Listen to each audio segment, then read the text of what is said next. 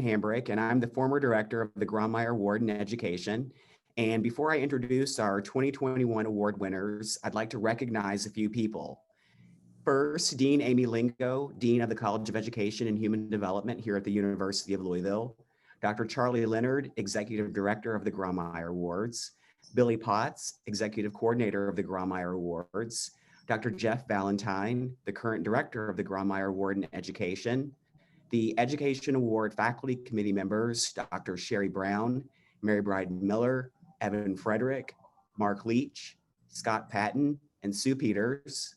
The Education Award Lake Committee members, Barbara Qualls, Reverend Joe Weeble, and Donald Whitfield.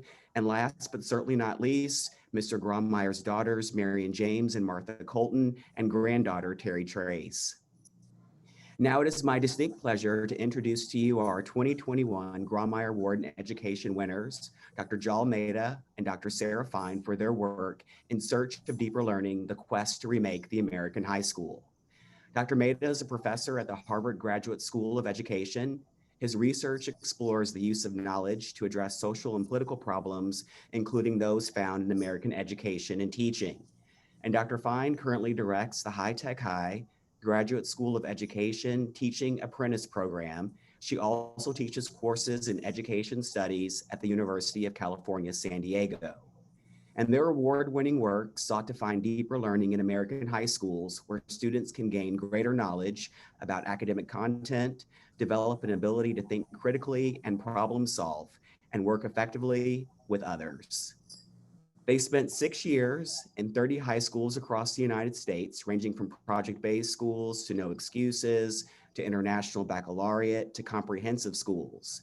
There are 750 hours in classrooms and extracurricular activities, combined with more than 300 interviews with students and their parents, teachers and administrators, and other stakeholders. And they found that students need to acquire skills and knowledge, gain a mastery of content. They need to use creativity to translate the ideas of others into their own, and they need their schools to provide spaces to gain this mastery, identity, and creativity, and ultimately a deeper learning. Now, when Dr. Mehta and Dr. Fine embarked upon this work, they didn't know terms such as COVID-19, pandemic, and NTI or non-traditional instruction would become a central part of our lexicon over the last year. These have all had a significant effect on our American high schools and the way students now learn. And I look forward to hearing their thoughts about this topic in conjunction with their thoughtful and impactful research. So the way that we'll proceed tonight is that Dr. Mehta and Dr. Fine will speak first, and then we'll open the floor to questions and comments from the audience. If you do have questions throughout the discussion, please put them in the chat and we will go through them after the presentation. And with that, I'd like to introduce our 2021 Grawemeyer Award in Education winners, Dr. Joel Mehta and Dr. Sarah Fine. Thank you so much. That was a very kind introduction, and we're really excited to be here. We would have preferred to be in Louisville, exploring, enjoying, getting to know you all, but this is a good second best, so we're excited to talk about our research tonight. So let me just share my screen. So I have the exciting role of starting with the kind of bad news or the more pessimistic dimensions of our research, and hopefully we can only go up from there. So the thing that is kind of animating and motivating our work is the fact that there is a really profound mismatch in many American secondary schools between what school is and what school could be. And there's a whole bunch of data from a whole bunch of very large scale studies to demonstrate that fairly consistently there is this really bleak reality going on in many of our schools and many of our classrooms, where American teenagers are both disengaged and under-challenged in their classrooms.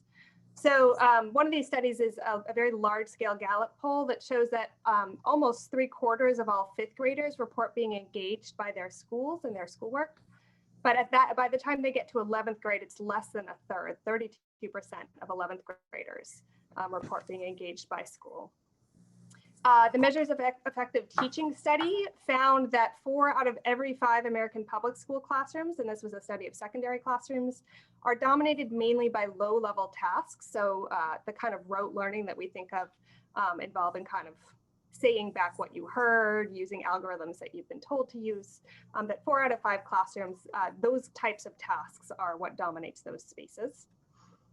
And then on international tests like the PISA or the TIMSS, which some of you are quite familiar with, I'm sure, American 15-year-olds in all but the top quartile socioeconomically fall behind on problems that require complex thinking.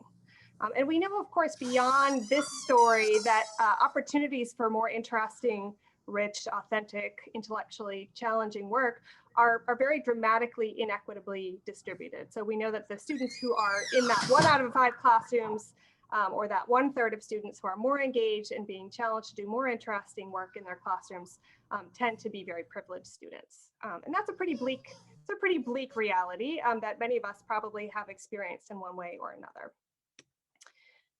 We know also, if you look at some of these photos, and I'm guessing that these photos, these iconic young people are probably very familiar to you. We know that teenagers are not disengaged in life. They may be disengaged from school, but we also know that teenagers have a kind of stunning capacity to engage as leaders and to do really complex work, the work of trying to transform policy in the case of the Parkland teenagers, climate policy, if you think about Greta Thunberg, to spread awareness around literacy and feminism, if you think about Malala. And so, you know, if you think about the teenagers in your life that you know, you probably see echoes of this, that when teenagers choose to engage and when they care about something, they're actually some of the most passionate and competent people that you can work with. And so there's this really intense kind of mismatch between what they're being asked to do in school and what their capacities are. And we know that the mismatch is particularly tragic because of what 21st century life demands of its young people, of all of us really.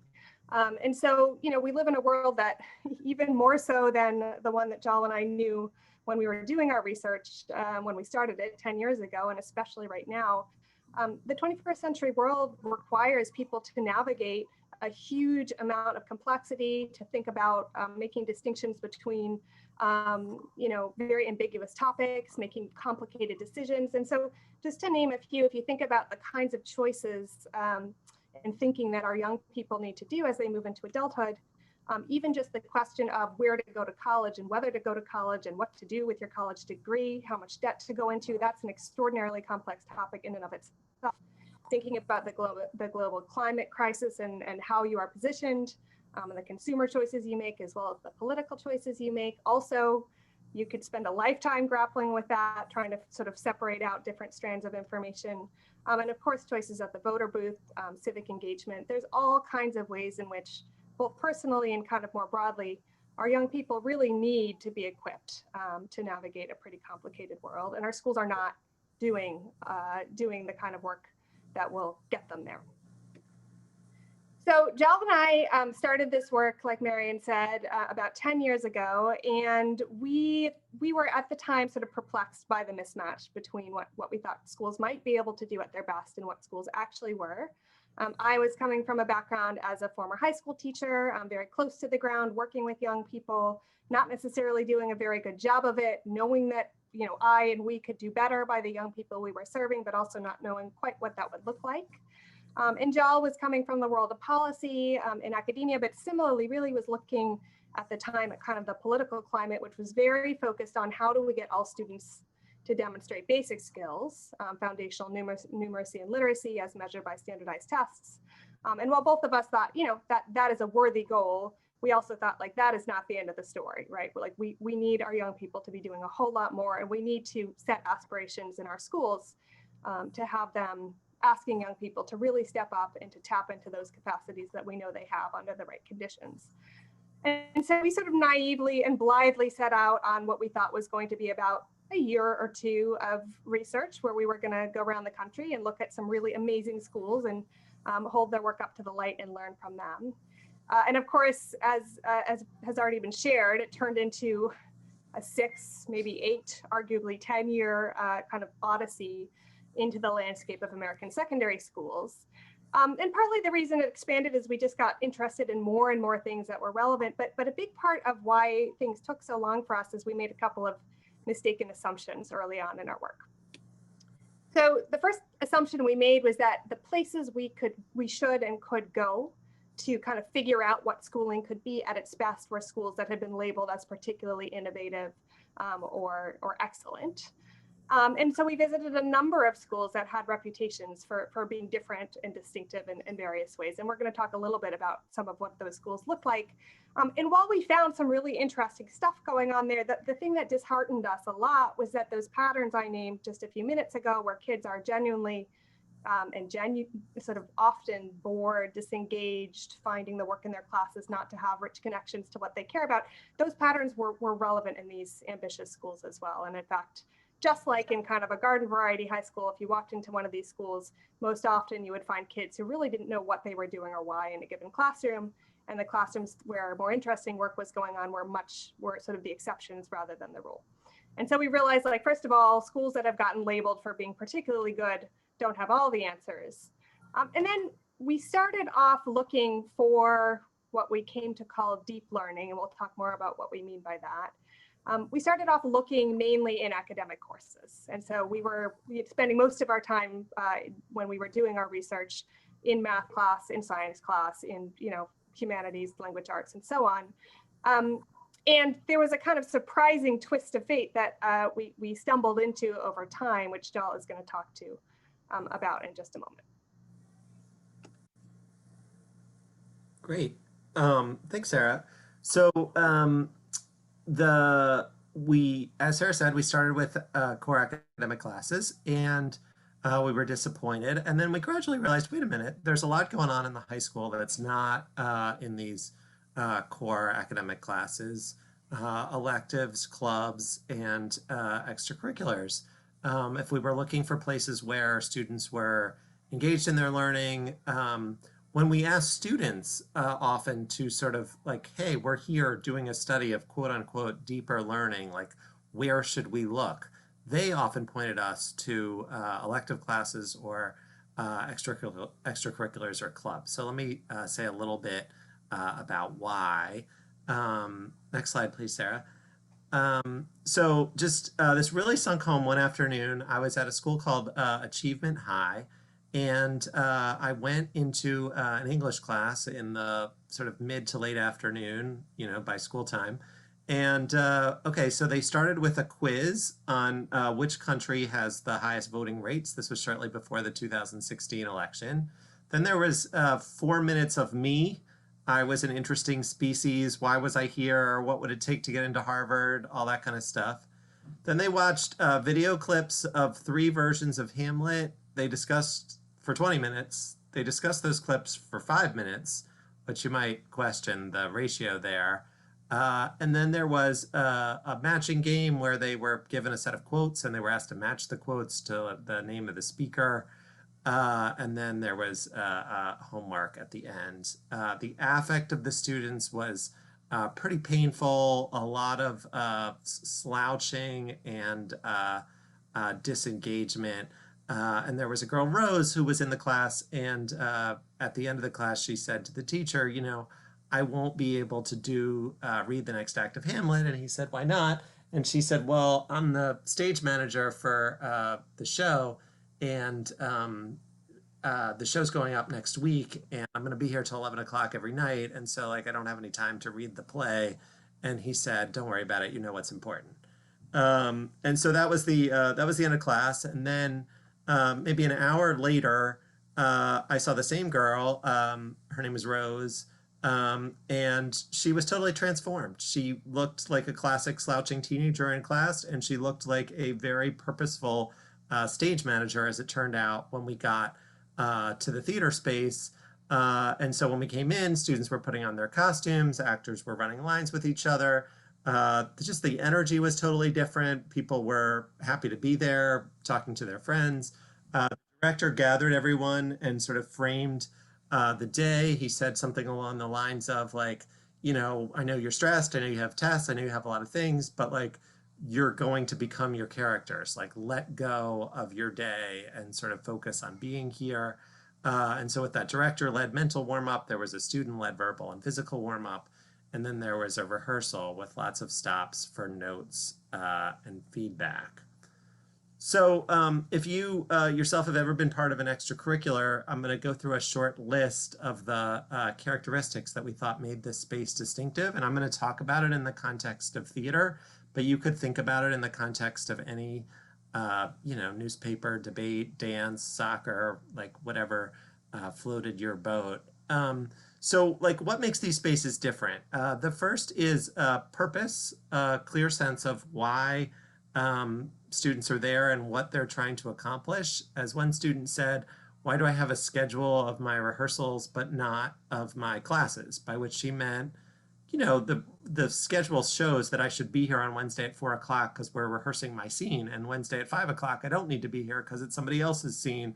She said, whereas when I walk into math class, they just sort of give me what I'm doing that day. So she had no sense of the arc of, or where it was going.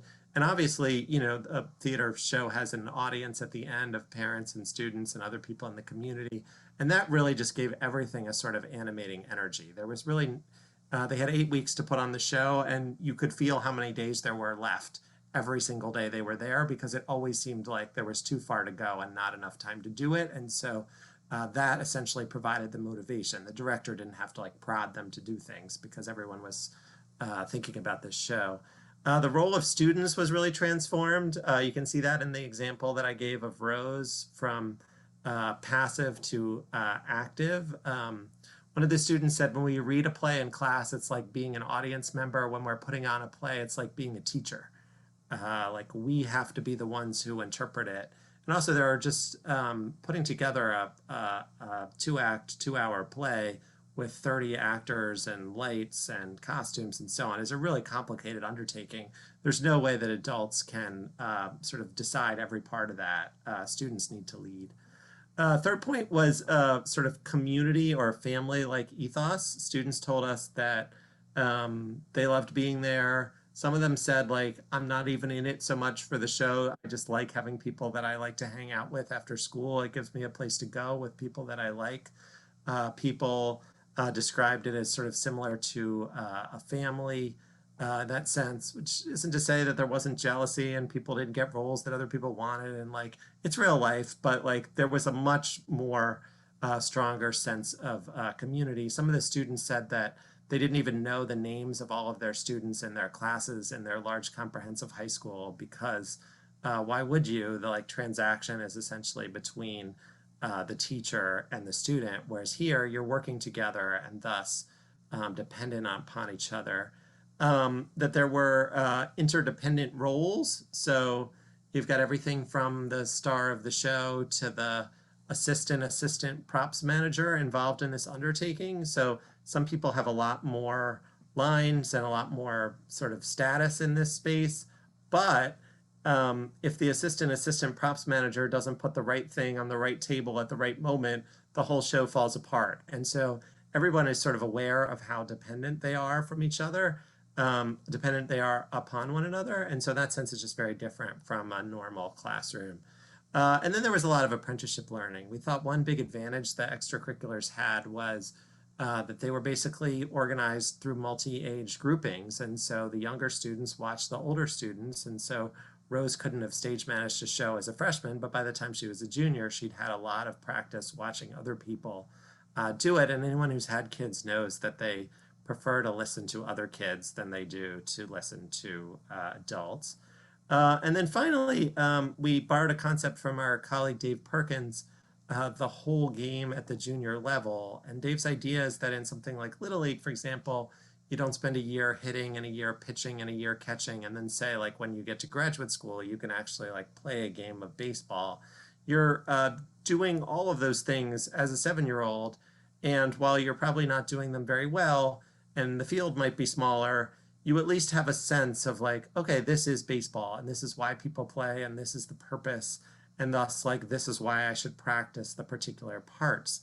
And once we had found that concept and looked at the extracurriculars, we thought, hey, these things are just much closer to whole games. And in comparison, what happens in classrooms is much more decontextualized.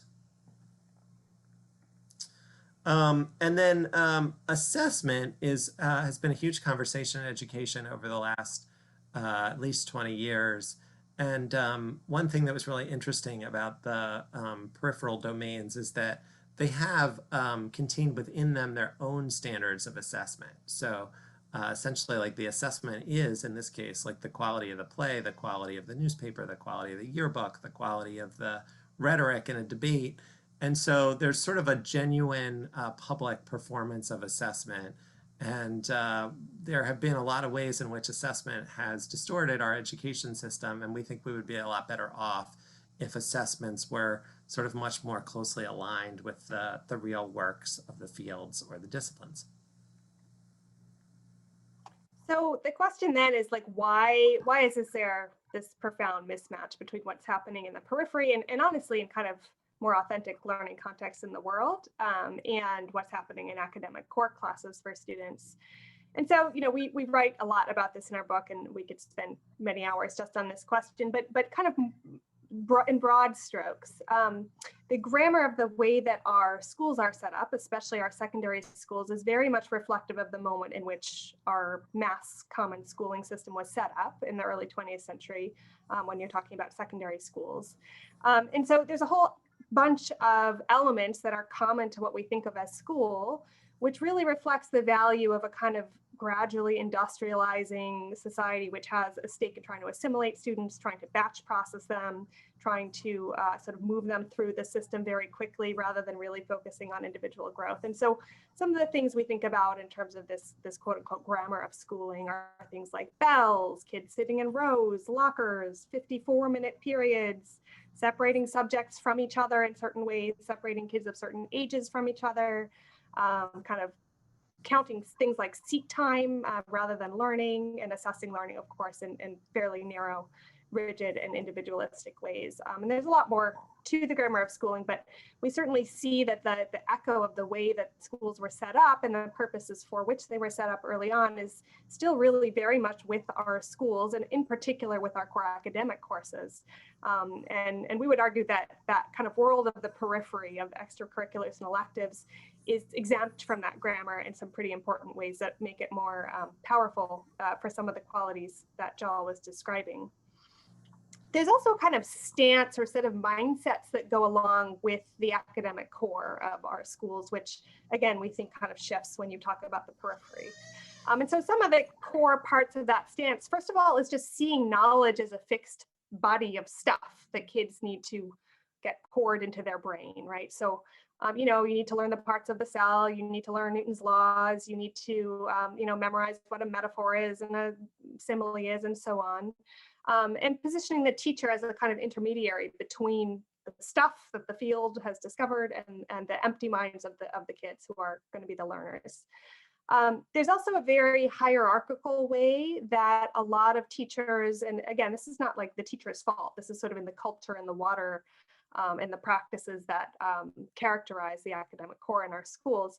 But there's a kind of hierarchy around like what you need to learn before what else you need to learn. And it's often around like basics first, you know, learn all your basics, do your scales, eat your vegetables for 12 years, 13 years. Maybe when you get to college or graduate school, you can do interesting work once you have those basic skills down. And so there's this assumption that like learners who are not necessarily experts or particularly far along in their learning are not capable or ready for more authentic, complex, interesting work. And then, of course, there's a orientation around performance over learning in many of our schools, and sort of ironically, especially in schools in more affluent communities where there's more competition and kind of pressure for students to earn spots in highly selective colleges, all the way to the point where learning in classes and academic classes often becomes a little bit like a game of like guessing the answer or figuring out what the teacher wants to hear, which I'll give an example of in a moment. And then connecting back to what Jal was saying about interconnectedness, if you think about the world of theater versus the world of math class, like in math class, everybody is earning their own, like it's everybody for themselves, right? Everybody is learning the same thing at the same pace. Then, you know, the way that you certify that you've learned it is you sit down and you take a test. Everybody does their own test. There's no collaborative sense making going on. You're given a grade. It's your grade, not your buddy's grade. And there's a real sense that like you could take any 1 or 10 kids out of the classroom and nothing much would change. There's really not a sense that kids are creating something that's more than the sum of the parts. And so we really saw this. This is an excerpt from an interview that we did with the chemistry teacher at, in fact, the same high school that we were describing that had the theater production. And we thought that there was a moment in this interview where the teacher was kind of painfully aware of the fact that the academic core really values this sense of like certainty, settled knowledge, right answers over learning and inquiry. So we had asked if students think that there should be one answer when you ask a question in your chemistry class. And the chemistry teacher said, they want to know what we want. I mean, I think I learned early on that a poker face is really important. It seems to me like there's a lot of students who just learn to read teachers' faces, and that's what they do. They give a response and look for the teacher's face. They have this sense that there's always a right answer, and that's always what I want to try and give. And so, you know, we have the image of the pocket because it's sort of the like, guess what's in my pocket game. And it's, I think that the sense that we got from this and many other teachers and students was that they felt trapped by this logic. It's not a logic that they liked, students as well, but they felt kind of like they were locked into this game that they didn't want to be playing, but nevertheless was kind of embedded in the culture of the courses that they were teaching and the schooling that they were working within. So the big question that we asked in our project was sort of what would it mean and what would it look like to bring some of those qualities that Jal described that we saw more often in the periphery of schooling into the academic core. So what would it mean to have sort of more authenticity, more collaboration, more interconnection, more sort of mutual reliance, more uncertainty, the whole game, all those things. And I want to talk about 2 brief examples. So we did find classes that had some of those qualities. They were few and far between, but when we found them, it was really, those were amazing places to spend time. And we wrote quite extensively about them in our book because we think they kind of provide a compass for thinking about how we can use the best of the periphery to transform the academic core in our schools. So the first course I want to talk about briefly was a Methods of Scientific Inquiry course. I believe it was a 10th grade class, big urban district school, nothing, you know, not a specialty school of any kind, serving a really diverse array of learners. And the thing that was different about this class from a kind of quote unquote regular science class was that rather than like covering a whole bunch of pages of a textbook and then, you know, asking kids to regurgitate what they had learned or maybe demonstrate what they were learning through labs, kids were engaged in an ongoing inquiry process, scientific inquiry process throughout the entire semester. And so sort of kids walked through together in groups with the support of their teacher, the entire process of inquiring into scientific questions, but they walk through it in ways which are much more authentic to the quote unquote whole game of science, right? So I'm not, my background's not in science, but from my friends who are scientists and the teacher candidates I work with who have a background in science, science is not cut and dried the way that it is often represented in textbooks, right? It's very political, it's very messy. There's a lot of uncertainty. There's questions around what questions are worth exploring and why. And most importantly, scientists don't inquire into questions that they already know the answer to. Like that is fundamentally not an interesting endeavor in science. Scientists, the job of being scientists is the job of trying to develop new knowledge and to answer questions to which there is a lot of uncertainty in the world. And so this science teacher had her students kind of really live that out in her class in a sort of junior level kind of way, if you will. And so what they did was she started by having them formulate questions. They were working in groups. And these questions were sort of causal questions related to science. And they weren't questions, obviously, that we imagined to be like the very cutting edge frontier, but they were questions about which students were genuinely uncertain. So for example, there was a group working on this question, like, does listening to music make you more productive when you study? Like sort of the live question that you could imagine like 9th graders argue about over the lunch table. Like, and so, you know, she encouraged their interest. Students had to conduct a literature review. So they had to do the actual real work of trying to understand what does the field know about this question, if anything.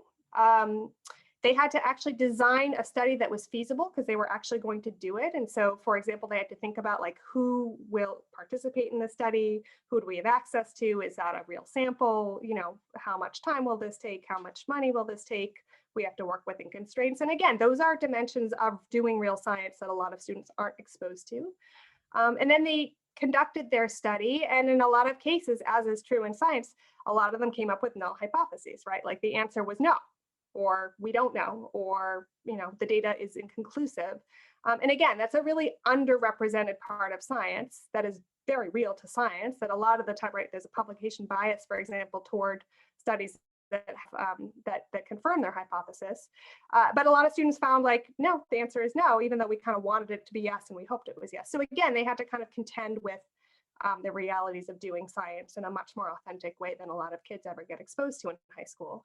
And then of course they wrote up their studies, they had to defend them in front of panels and to share their findings with each other. So this is just a kind of transformation of what otherwise would have been a very kind of cut and dried kind of science class, where when kids do have a chance to do anything hands-on, it's usually just kind of demonstrating what you already know is going to happen, which is the much more common way we saw science being taught in high schools. So here's another brief example in a very different type of school. This is in High Tech High Chula Vista. So I work for the High Tech High Graduate School. We are a set of project-based schools. So we have very much exploded that grammar of schooling I was just talking about, where we have interdisciplinary units, we have teacher teams working together, long blocks, smaller groups of kids, getting kids out into the world. So there's a little bit of a different set of circumstances behind what you're going to hear here. And this is a project that I had a chance to follow a few years ago called the Exonerate Project, which was an 11th grade humanities project with a group of 50 11th graders at this very, very diverse school with a lot of language learners, a lot of students with disabilities and so on, neurodiverse learners. And the project was the question was, is the US justice system just? Very relevant question right now. And more importantly, kids were kind of inquiring into what happens if somebody is unfairly imprisoned. And so there was a partnership with the California Innocence Project, which is a chapter of a much larger group. And so the teachers in this project partnered with the lawyers from the Innocence Project, and the Innocence Project, what they do is they take cases, petitions from incarcerated folks who believe they have been wrongly imprisoned, and they review the case files, and if they find enough evidence to potentially reopen a trial, they help that to happen.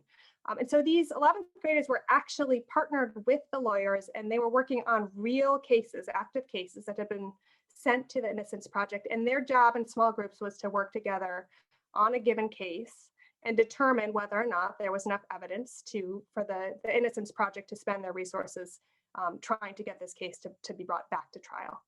And so as part of the process, they met with real exonerees. So there was a lot of conversation about sort of what it means at the very human level to be imprisoned, period, but wrongfully imprisoned in particular. They spent a lot of time at the California Innocence Project understanding what those lawyers were doing and why. They spent time together kind of learning the language and the legalese of legal documents. So they worked on what was called a training case together, where they, as a whole class, collectively decided on a closed case. They didn't know the outcome before they worked on some of the open cases. They read Brian Stevens's memoir, Just Mercy, which has recently been turned into a film. So they were really thinking about the system, the very oppressive system that frames the fact that we have so many wrongfully incarcerated folks. And then the biggest piece of this project was that these trios of students actually worked on pending cases and eventually presented their analysis to the California Innocence Project lawyers, and those lawyers used that analysis to make determinations about whether or not to open up a case or not. And then the unit ended with an essay, like a somewhat more traditional task, where kids had to answer the question, is the US justice system just? But they had to draw examples from all of the different encounters, both human encounters and encounters with texts that they had had throughout the whole project. And just briefly, this was one student that I kind of followed quite closely. He was a neurodiverse student, language learner, a student who even in these project-based schools tended not to be very engaged in his classes, often said he didn't find his schoolwork to really connect to who he was. And he said something to me that's really stuck with me. I had said, tell me about why I see you being so engaged in Exonerate when, we both know that in other cases you're not. And he said, why do I feel like I need to do well in this project?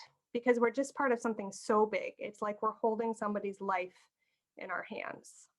And so this student echoed something I heard from a lot of students, which is they felt like there was just kind of this moral dimension to this project where these kids were being asked to do real work that had real consequences for other humans in the world. And they felt very responsible for doing as good of a job of that as they possibly could, because there were real consequences to their decisions.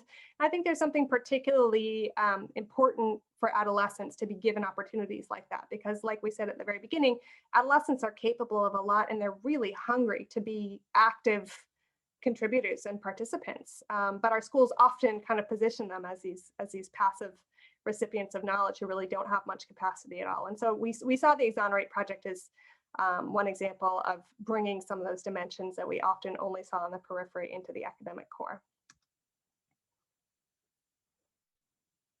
Jal, you're muted. To close it out, we wanted to think a little bit about what it would take to make deeper learning the rule as opposed to the exception. So like, what would it take to take these examples, which are common in the periphery and rare in the core, and make the core more like that much more of the time? So I want to share two sort of broader sort of stance-like thoughts and then some more specifics. So the first is just we need to slow down. High schools are very rushed places. They're rushed during the day. Students are moving from one period to the next in a lot of schools across 6 or 7 different subjects. Teachers told us things like, 47 minutes is like just long enough to get students excited about something, and then just when it's starting to go, it's over.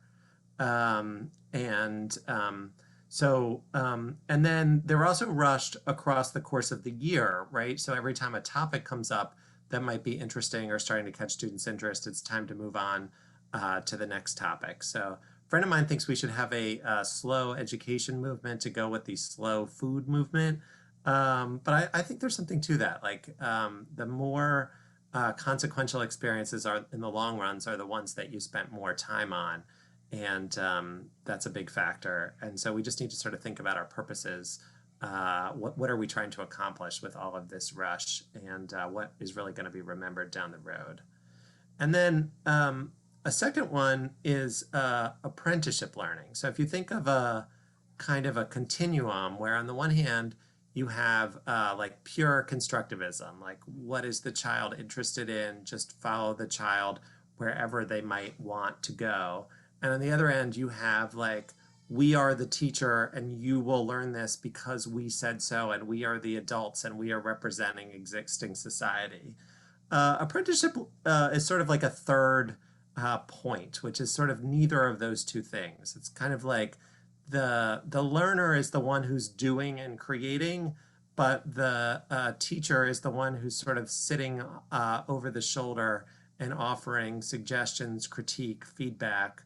And the teacher also could be an older student or someone who's more experienced in the domain. So pretty much all of the powerful examples of learning, whether they were in the periphery or the core, sort of had this feature.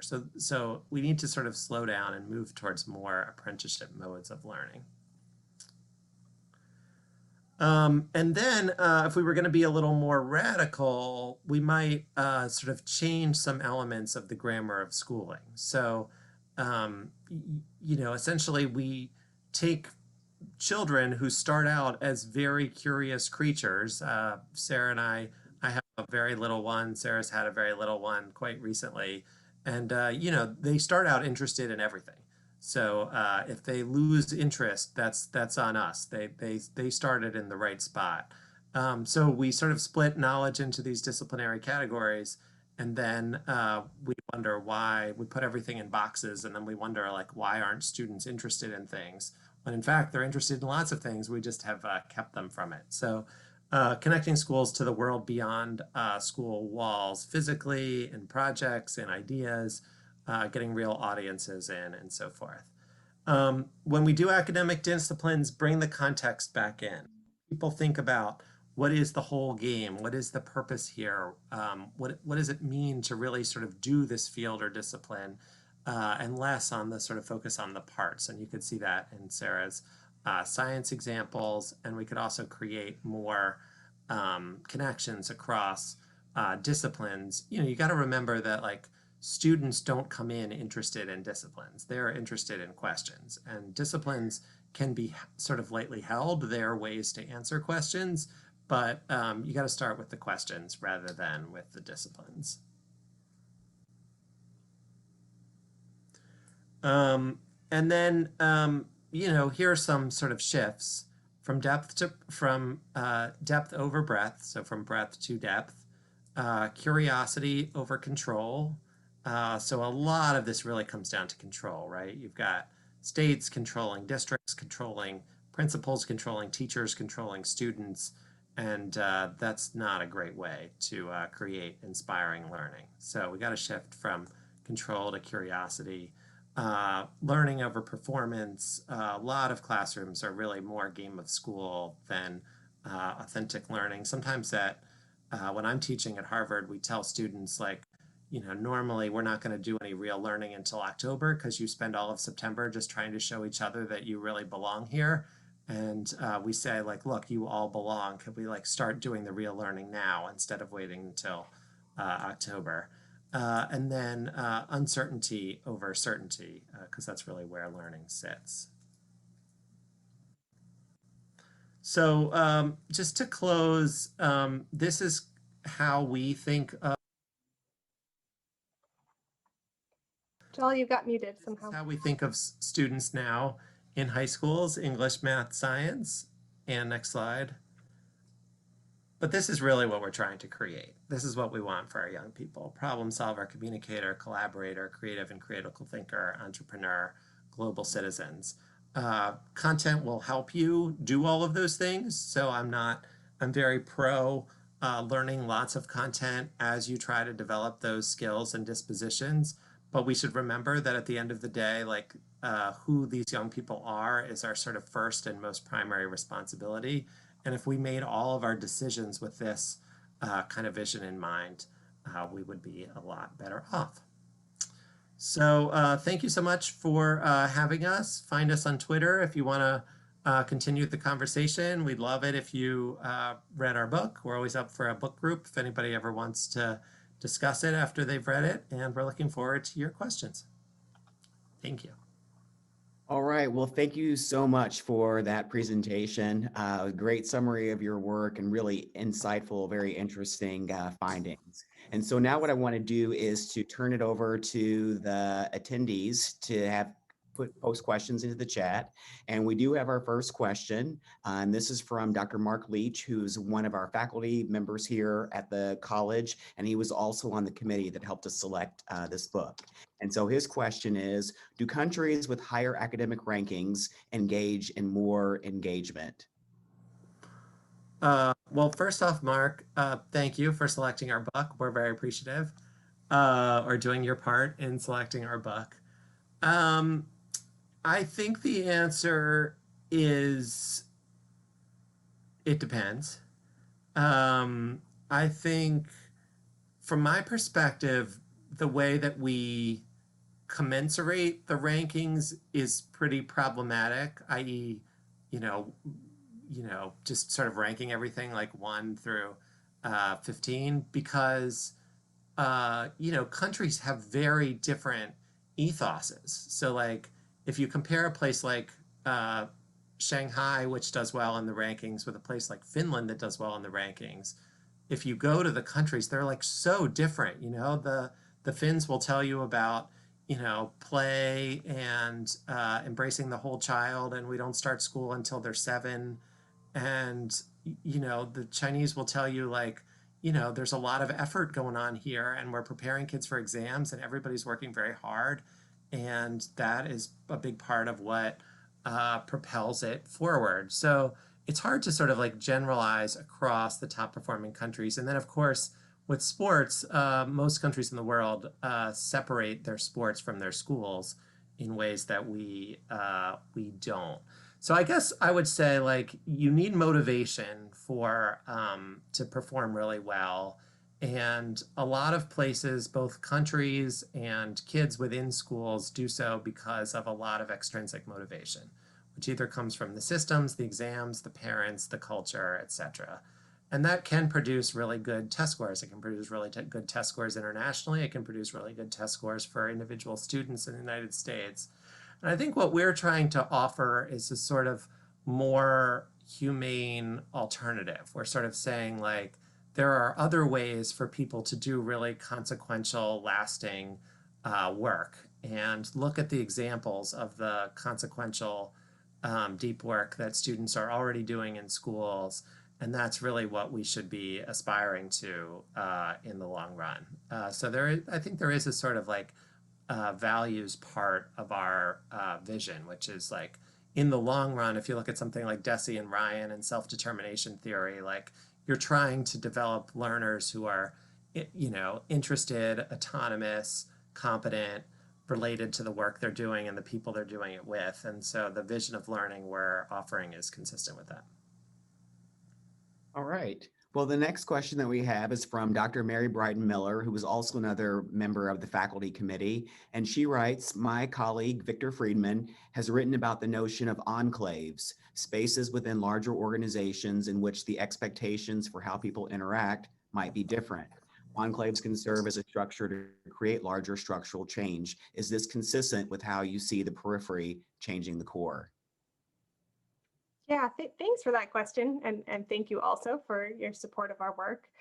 One thing that's interesting, and I think is a start to the answer to your question, is that in the really large high schools that we saw, which frankly mirror the sort of the majority of high schools that we have in the country, which are, you know, 2,000 kids, 2,500 kids, we absolutely saw that there were enclaves, to use your words, where teachers had kind of carved out some space and in many cases used their political capital in the school to carve out that space to try to do things differently. And so, for example, in one very large suburban high school we studied, the science department had figured out, they had like some folks who were just really jazzed up to try to do things differently. They were exploring flipped classrooms. So the idea that you can put your lectures and your kind of knowledge content rich learning segments online and have kids do that for homework so that when they come into classes, they're collaborating, working in groups, working on labs, getting support where there's confusion. And that department had made a lot of headway on that front, right? They had a couple of teachers who I think had piloted it, and then several others who got excited about it, and they'd kind of like spread it sort of Othello style, where a lot of the teachers in that place were experimenting with kind of shifting that grammar in a way that was pretty consequential for kids. But if you walked across the hall to the math department, what you saw in the math classes had none of those qualities to it. So I certainly think that in especially larger organizations, depending, I think schools in particular, right, we talk about them as loosely coupled organizations where there's really not a lot of levers that administrators can pull that have too much to do with the kind of instructional core, the what's actually happening in a given moment in classes.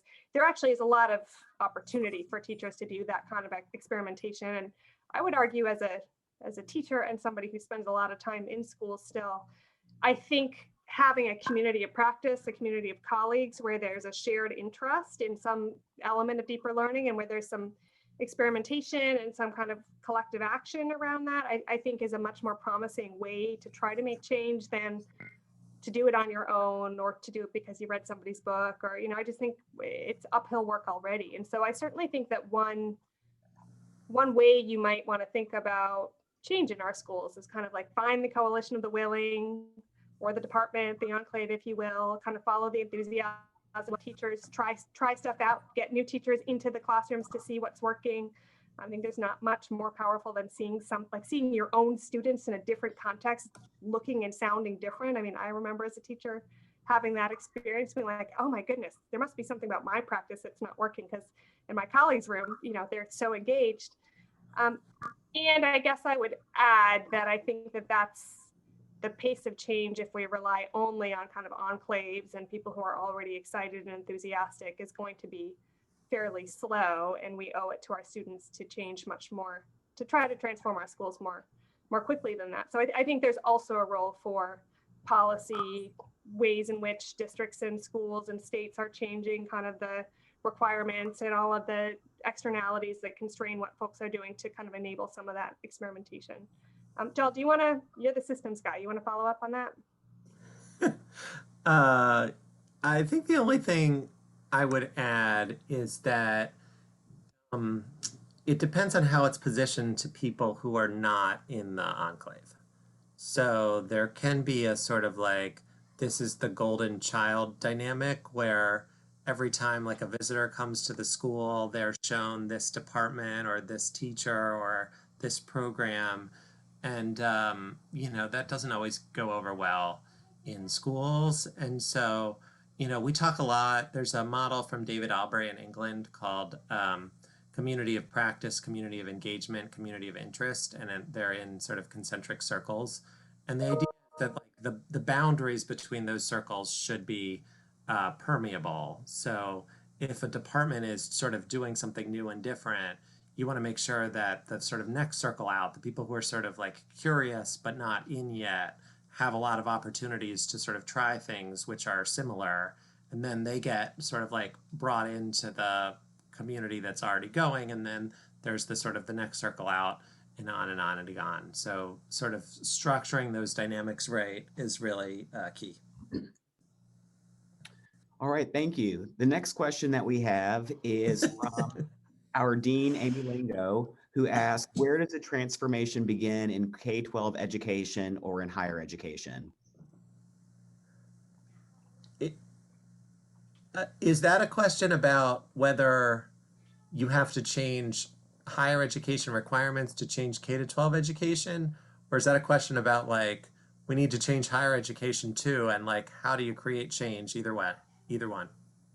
Well, what I was thinking is that if we're going to change K-12 education, it really has to start with how we prepare educators, right? So kind of think about what should we tackle first? Because if we prepare educators in this way, but systems in K-12 don't support that change, then where are we?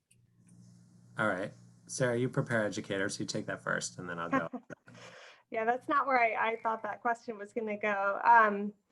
Yeah, I mean, I think so. My role is I run a teacher preparation program, a residency, and we very much are trying to design our program in response to the problem that I hear embedded in your question, which is that like we can prepare teachers for the schools we want, but then we put them in the schools that we have, and the schools often change them more than they are prepared to change schools because they're novices. They don't have either the political capital when they become part of a school community, nor necessarily the kind of like richness of practice that allows them to resist the pull back to kind of more traditional practices. And so I think it is a little bit of a chicken and egg thing. And I also think we have, I mean, this is one of the things Joel and I maybe should have played up more in our talk. Every school we went to, regardless of where it was, how big it was, who it was serving, had teachers who were teaching in powerful ways in the academic core as well as in the periphery. I mean, they're everywhere. They're often kind of toiling alone in corners, or a couple of colleagues who have managed to figure something out. And so I think there's two things teacher preparation programs can do to kind of tighten the connection between the kind of preparation teachers receive in their higher ed institutions and the clinical context where they do their preparation. One is to find those teachers and to be just to invest a ton more resources in figuring out where is deeper learning happening, even if it's not happening across a school, right? And to kind of like harness the wisdom and the practice of those folks. And so our program, for example, spends a lot of time vetting what we call cooperating teachers. So the teachers who mentor our novices. And then two, I do think that there are school systems, which are as systems moving in this direction and have more kind of will systems, structures, organizational routines that are more aligned. And so that's the work I do at High Tech High. Our graduate school is connected to a system of 16 schools, which, while not perfect, very much share a set of values and aspirations, and in many cases kind of routines and instructional stances with our graduate school. So we deliberately place our teacher residents only in those schools. And even within those schools, I look for the teachers who I think are really gonna be demonstrating the kind of work we want. And so you could argue that's still not enough, that a year of preparation in a year in a classroom that shows you what it can look like is still not necessarily going to guarantee that that teacher won't succumb to kind of the pull toward traditional practice later. But I think it's a whole lot more promising than the alternative, which is their professors potentially are helping them think about learning in these really expensive ways, and then they spend 45 hours a week in a classroom that just everything about that classroom is telling them that it's not possible. Yeah, I concur.